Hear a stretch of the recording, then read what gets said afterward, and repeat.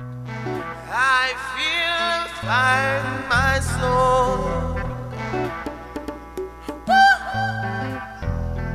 I feel a fire burning deep in my soul. It's been gone for so long, I don't think I know how to tell you where I've been and how I got here. So just lend me your ear. I feel a fire burning real deep in my soul. It's been gone for so long, I don't think I know how to tell you where I've been and how I got here. So just lend me your ear. Yeah, cut off the limits, let it real. I think I was told in, this may have been 2001 maybe.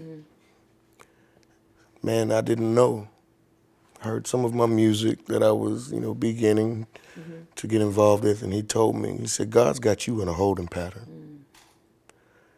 I had no idea what that meant, but for years, I may have a concert over here or a little success doing this, and it always in the back of my mind, oh, you about to get out of that holding pattern. But when I think about what lies ahead of me today, I did nothing to jumpstart it. That was not my finger on the button. I did not call myself to go to Haiti. I know. You know what? Sometimes we have to remind ourselves and remind other people that we are God's special people. We're all chosen. And we are carriers of the light. Yes, we are. And, sometimes we come up against opposition of things that to most people would not mean a lot. But for us, sometimes we have to step back and wait on, the things that are going to come. And I always say that, we're always struggling. Yes. And we're struggling when we don't even know we're struggling. And I'm like, without struggle, then there comes no consequence. When you struggle, you're fighting. You're fighting. You're putting forth effort. Yeah. When you stop struggling in the water, oh, that's right. It's over. Yeah, it's over. So as long as we feel there's something to push forward to, and I believe that's what they mean when they say the people want to hear from your family. I know that you don't have a definite date to what it is your journey is going to be, but I'm sitting in anticipation of hearing the celebration, because I feel it's going to definitely be a celebration, and you will definitely be welcome with open arms. Wow. And they're going to see the light. Yes. Because apparently, the things and how the things are happening, you are carrying that light, and they see it. And I always say, I am a carrier of the light. I see that and I can feel that about you. You can see that about you. You're carrying not for yourself, only yourself, but for other people. And the carriers we do for people when we don't even have it to do for people, we still do. I shared like a little social experiment with my daughter day before yesterday. And I remember being taught this lesson, but I don't remember who taught me. I told my dad, I said, I believe you taught me this. And he's like, I never did that. But what I did is I said, look, we went out in the yard, and there was a bag of potting soil. I said, dig your hands in there deep. Just rub them in there. Be a kid. Get dirty. Get your hands dirty. I did it too.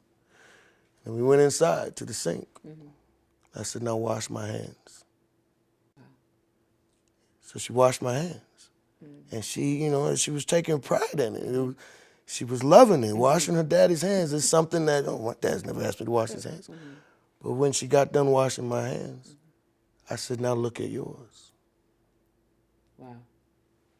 Your hands are clean because you washed mine. Wow, that's powerful.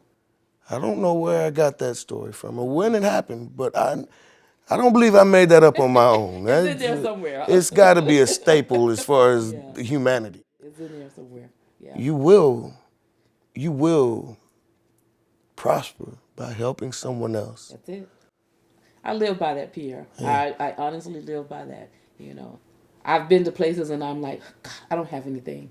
But he still requires and still pushes you to that place, okay? You don't need this. He's going to give you everything that you need. Or he'll show you that you already have it. Yeah, you're right. Just got to turn it on. Yeah. Do you think that you have lived some of this through your music? and the people inspired and get hope from the music that you give them, the music that has been given to you? Absolutely. And when we pray, we're told to be specific, right? That's right. Be specific when you pray. I had a prayer one time. I was tired of chasing money, like to get a record deal. I'd had some offers, and none of them made sense to sign away all of my creative rights. Because in the back of my head, I knew there was a reason I just shouldn't do that. I prayed that my music would touch somebody's soul. Wow. That it would, I said, Lord, I don't need the money. I just want to be able to sing for a lot of people. I want to experience that. Be careful what you ask for.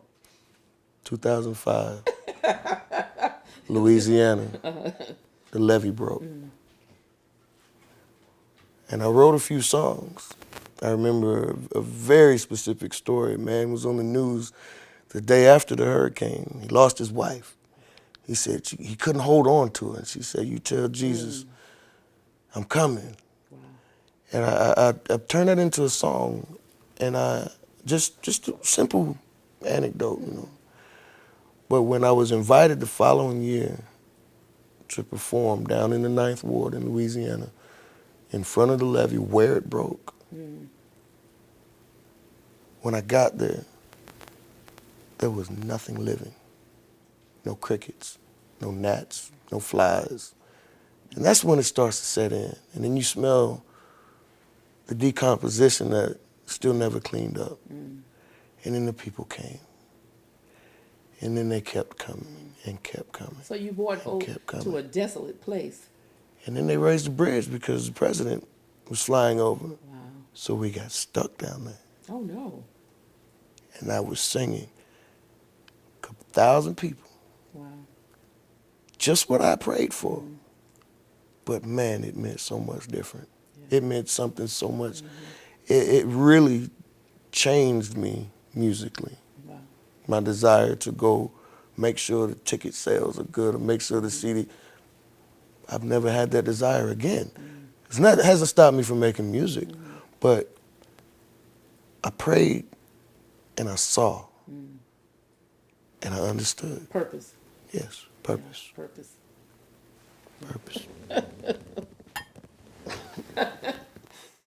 Like once you take this visit and things are going to be, and you're going to be welcome the way that you are welcome, would this be a place that you would come back and actually take your family? Absolutely. To live or just to visit? That's home. To a home. So you would leave the States and just go back? In a heartbeat. Oh, wow. Wow. In a heartbeat. Wow. That is, it's amazing to think that, I guess maybe being in a foreign land, because that's what it basically would be to you. And I understand that you said you didn't learn Creole. So do you think learning that language, or would you just know that you would automatically understand what is being said? No, but I do. I am a firm believer of immersion. It will, I can read every book, take every lesson, which I've taken lessons. Let me tell you, I failed French in high school. I had French now. I did French 1. And like I said, when I would be at home, I can hear my family members talk. I can make stuff out, but it just didn't make sense. And then I realized it's because people don't speak French. We speak Creole. So when I do go, I'm going to be as prepared as I possibly can be. But I look forward to that experience of knowing I'm not going to get that sandwich unless I know what it's called. That's right. That's right. So let's say just a hypothetical, that when you get there, you open your mouth and you're able to speak Creole. It just happens.